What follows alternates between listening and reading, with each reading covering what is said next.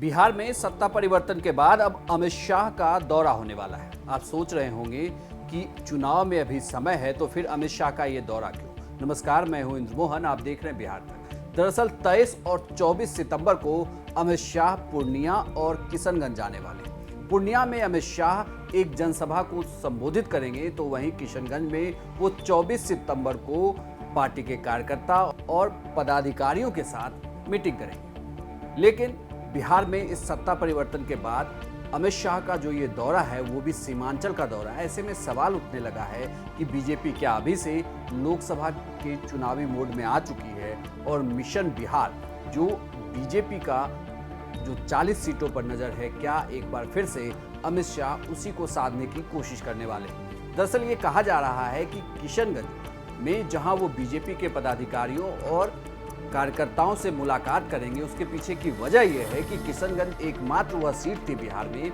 जो उस वक्त जेडीयू और बीजेपी ने जब साथ चुनाव लड़ा था तो वो सीट से कांग्रेस के उम्मीदवार विजयी हुए थे। लेकिन अब बीजेपी की कोशिश यह है कि इस सीट पर बीजेपी वापसी करे। वहीं दूसरी ओर पूर्णिया में हो रहे जनसभा को भी लेकर जेडीयू ने एक सवाल उठाया है कि क्या बीजेपी फिर से बिहार में सांप्रदायिक कार्ड खेलना चाहती है। दरअसल सीमांचल में जो पूर्णिया का हिस्सा है वो बांग्लादेश की सीमा से भी लगता है और रोहिंग्या और जो सीएए एनआरसी का मुद्दा था उसे लेकर भी पूर्णिया से लगातार सवाल उठते रहे हैं। ऐसे में अमित शाह का ये दौरा बताता है कि आने वाले लोकसभा चुनाव को लेकर बीजेपी ने अभी से तैयारी शुरू कर दी है। बल्कि अमित शाह के साथ साथ बीजेपी के बड़े नेता भी अभी से पूर्णिया और किशनगंज में कैंप करने लगे हैं। अब ये कहा जा रहा है कि अगर पूर्णिया में ये जनसभा होती है तो क्या इसका असर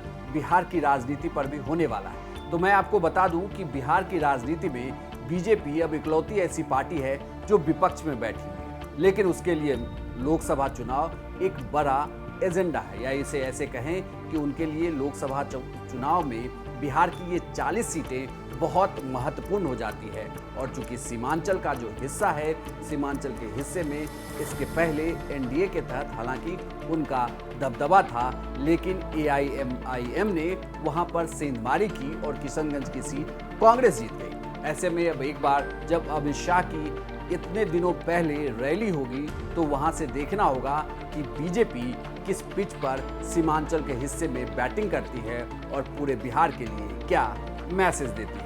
यह जानकारी आपको कैसी लगी हमें कमेंट बॉक्स में लिखकर जरूर बताइएगा और बिहार की तमाम खबरों के लिए देखते रहिए बिहार तक।